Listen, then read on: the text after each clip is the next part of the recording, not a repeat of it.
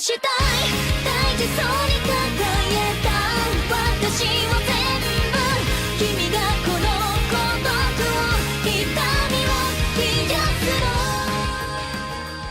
の Tokyo Mirage Sessions Sharp FE, originally announced back in 2013 as Shin Megami Tensei Cross Fire Emblem, is a really bizarre thing. It's a classic turn-based RPG that features SMT-style gameplay along with nods and inspirations from Fire Emblem, all under a Japanese teen idol motif.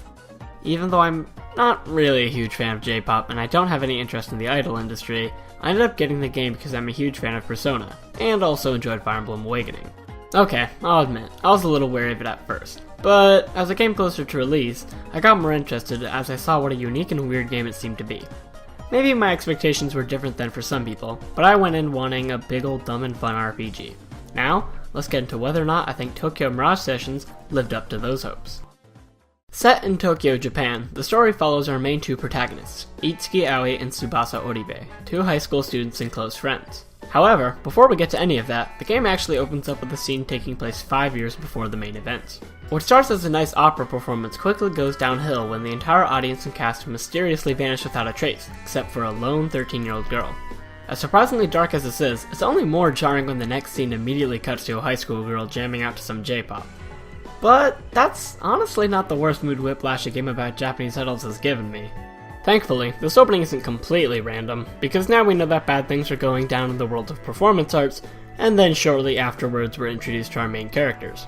Like I already said, Itsuki and Tsubasa are two ordinary high schoolers, but it doesn't stay this way for long when things go awry at an idol audition, and Tsubasa is dragged into a bizarre dimension referred to as the Idolosphere. Or maybe Idolosphere. I was never exactly clear on that. Anyway, Itsuki of course chases after her, but only gets in more trouble when the two are surrounded by shadowy monsters called mirages. Through the power of heart or something, Itsuki and Tsubasa are able to free two mirages from their evil chains, and then become mirage masters, by teaming up with them and using their abilities to fight. As it turns out, this whole mirage business hasn't gone unnoticed. An idol agency called Fortuna Entertainment has been looking into matters like this, because mirages have been running rampant and stealing performa from humans, which is like a manifestation of creativity and inspiration. Maiko Shimazaki, the head of said agency, hires Itsuki and Tsubasa as new performers who double as warriors in the Idolosphere. Oh, and as it turns out, their friend Toma has somehow been working there without them realizing it, so we get our classic RPG squad going. And from there, 75% of the story is basically like an episodic anime series. The game is divided into chapters, and they're all short arcs focusing on a few characters in or out of the main cast.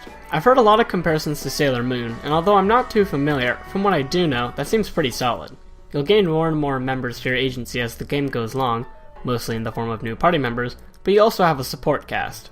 Eventually, the game does start to tie the larger events together and become more focused in the later chapters, but a pretty significant portion of it feels very much like a Monster of the Week scenario, with small bits of progression here and there. So if you catch where I'm going with all of this, I wouldn't say this story is going to be winning awards anytime soon. While I think it's actually pretty interesting this game's plot structure is very similar to classic anime, there's not a lot of depth here. Things do get more serious as it goes on, but this game doesn't have insane plot twists, complex characters, or social commentaries like some other RPGs out there do. The main characters overall fit into pretty standard character archetypes, and not a lot about them is going to shock you or make you think. I mean, if you just stop right now to picture what this game's story will be like, it's pretty likely that's exactly what you think. And you know what? I think that's totally okay. The story isn't really anything special or meaningful, but it's got enough charm and heart to be fun regardless. While I do have a problem with the spotlight usually being pointed on some of the less interesting characters, like Itsuki and Tsubasa, I like the cast overall, and I think there's some genuinely nice moments here and there. I think that the story works despite its cliches because it's hard not to get attached to the characters. They're a lot of fun, and sometimes do show a decently surprising amount of depth.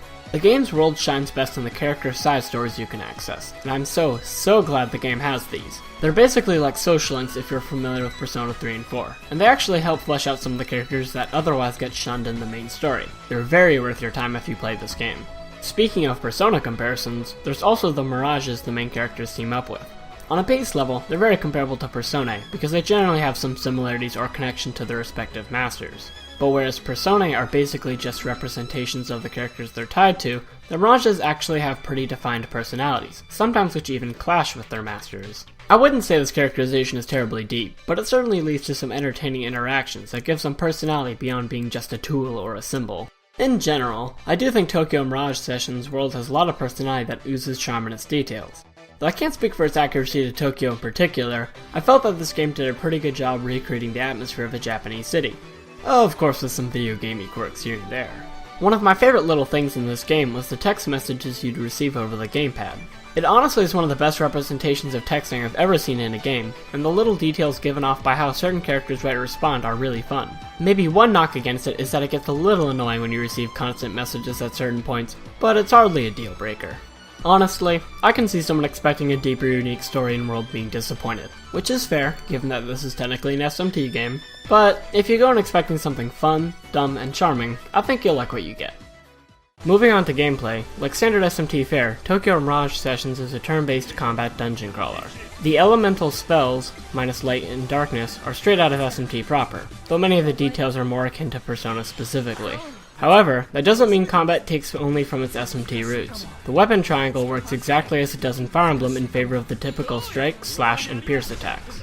I actually really like this, because if there's one problem I have with Persona's combat, it's that it's often arbitrarily difficult to guess enemies' weaknesses since there generally isn't a strong visual cue. In this game, however, a quick look at what weapon the enemy is holding will usually inform you of at least one of their weaknesses. Also, while most skills you use come from SMT, there's some other familiarities from Fire Emblem too, like the Bane skills coming back in the form of specific attacks. Before talking about anything else though, let's go over the combat's main gimmick, Sessions. Anytime you strike an enemy's weakness, a party member with the appropriate session skill that links to your move will add their own attack. This creates a combo system, where racking up damage is focused on creating huge chains that can add up damage very quickly. Performing sessions is mainly how you'll dish out damage, and since the process is automated, as long as you have the corresponding skills, it's very simple to understand. Early on in the game, the highest combos you can reach are 3 attacks total, because that's your in-battle party cap. Later on, however, you'll get a way to have party members currently in the subcast join in too. Aside from sessions, combat is pretty standard for this type of game. If you've played SMT before, or at least Persona in particular, you'll understand it right away. Actually, even if you aren't too familiar with those, the game does a great job explaining its systems and easing you in before things get more complicated. The only thing I would mention, because nothing technically tells you outright, but like in SMT proper, buffs are absolutely critical to success, especially in boss fights. Normal fights go by fast enough, but in longer fights, using buffs and debuffs correctly is absolutely key. I seriously can't stress that enough. This game, however, does let you buy items that will apply buffs, so you can at least save some skill slots. Skills themselves aren't gained through leveling up characters as you'd probably expect from this type of game. They're learned through leveling up weapons called carnages that you craft using materials from both defeating enemies and performing sessions. It certainly makes weapons at least a little more meaningful than in most RPGs, where equipment is thrown away once you find something shinier. Carnages are also a bit reminiscent of Personae, in that they affect the character's weaknesses and resistances while equipped. There's a lot of stuff going on with all the different types of skills, and though it might be a bit overwhelming at times, you'll probably figure out pretty quickly what skills, combat, passive, session, or otherwise, work for you. My best recommendation is that if you're split on keeping an old skill or trying something new, really think about how much that old skill comes into play. Especially consider that there are a number of skills, both passive and combat oriented, that can easily be replaced with items, freeing up some space for something more useful. The only time that keeping those kinds of skills might be useful is for the entirely optional Coliseum, which, if I'm being honest, probably isn't worth a lot of your time. I barely touched it, and when I did give it a shot, everything was super easy because I was already at the end of the game. Carnages and skills, however, aren't the only thing you'll be reaping from combat. There are also Radiant skills, which are effectively permanent passives. A number of these are related to the main story and the character's side story since they're immediate and performant you find, but you'll come across most of them as you become stronger. If I'm being honest, the main reason I wanted to mention this is because of what is maybe the most important Radiant skill of all, Open Audition, which allows subcast characters to join in on sessions. Though unfortunately you need to reach a certain stage rank for each character to unlock this, it's a total game changer. I highly recommend making this a priority, because even if you have to kind of bench some party members at first, characters with Open Audition can get more stage rank without actively fighting. Not to mention, it also of course substantially increases the potential of your sessions, as the more party members that have Open Audition, the longer the chain becomes. Getting to this point isn't as stressful as it may seem, because it'll obviously happen eventually, but I'd say that probably around the Chapter 3 dungeon, you should at least have Tsubasa and Tomo with this skill. I switched around party members a healthy amount, didn't really grind, and I was able to get there early on in that dungeon. You might see that what I'm getting at here is that there's quite a bit of complexity to this game.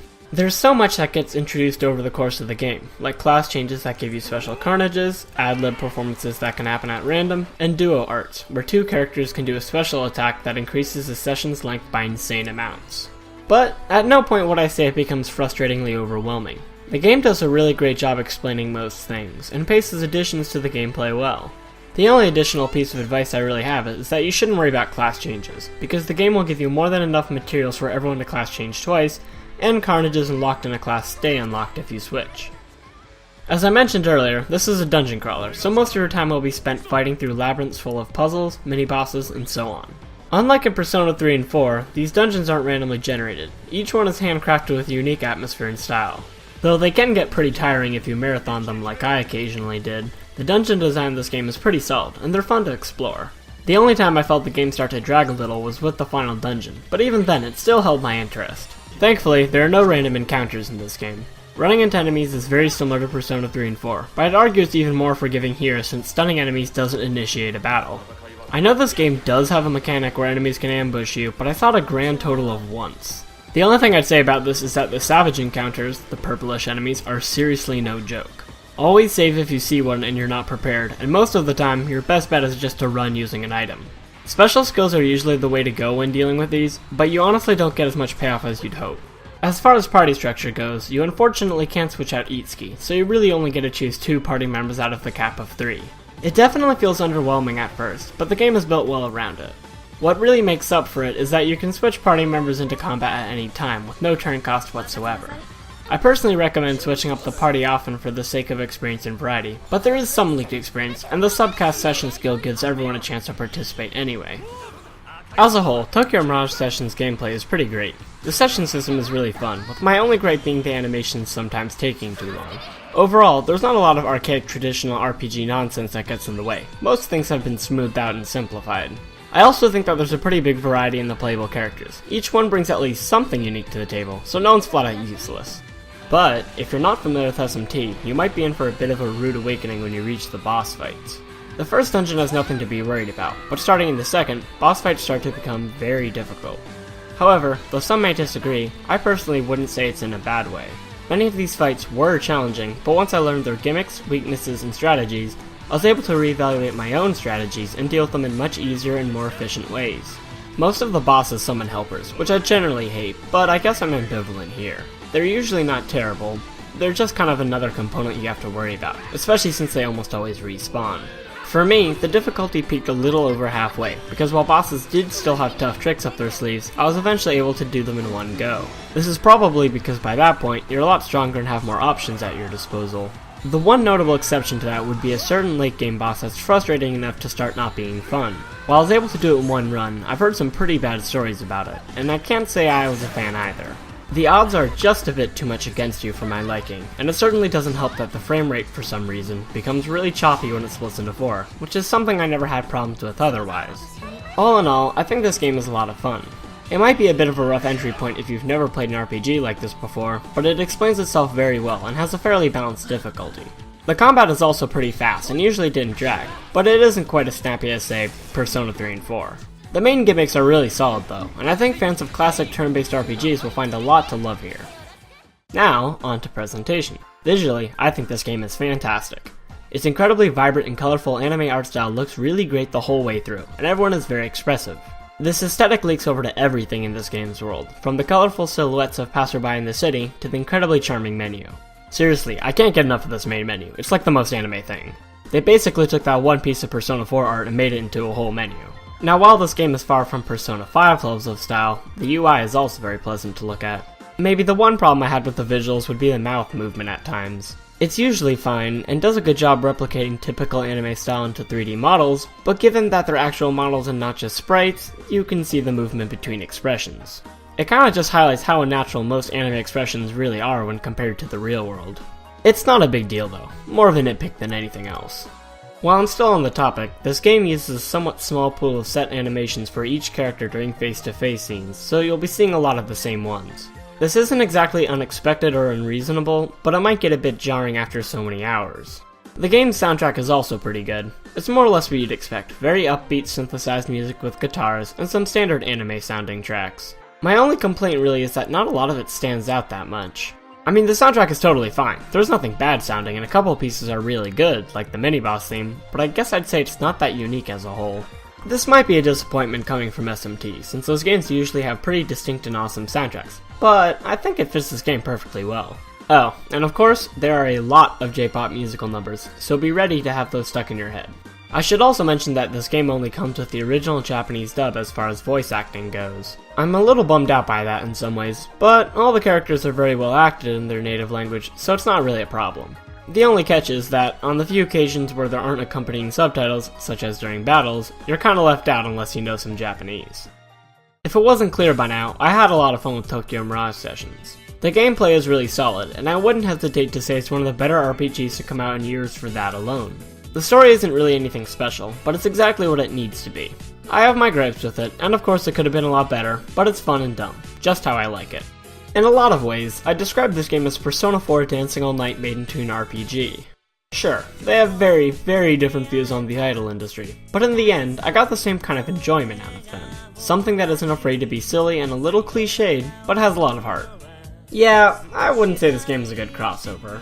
It certainly has mechanics and aesthetics from both, but the Fire Emblem representation is very limited, and this game is SMT in combat and style alone. That's a very valid criticism for what this game was originally billed as, but I also think it's important to realize that this isn't Shin Megami Tensei Cross Fire Emblem, it's Tokyo Mirage Sessions. It's a really weird mix that'll have some fun nods to fans of both series, just not the solid crossover many people are hoping for.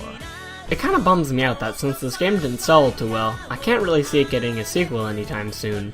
There's a lot of potential here, and I think that those who are able to enjoy it for what it is really love it. This game pretty much nails what it wants to be, and is a solid addition to a console library that's honestly pretty dry as far as RPGs go. But maybe someday we'll see another oddity like this one, and I'll definitely be looking forward to it.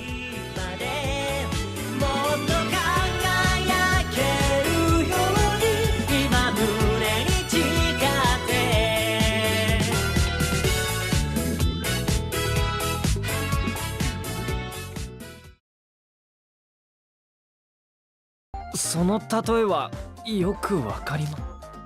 Shit!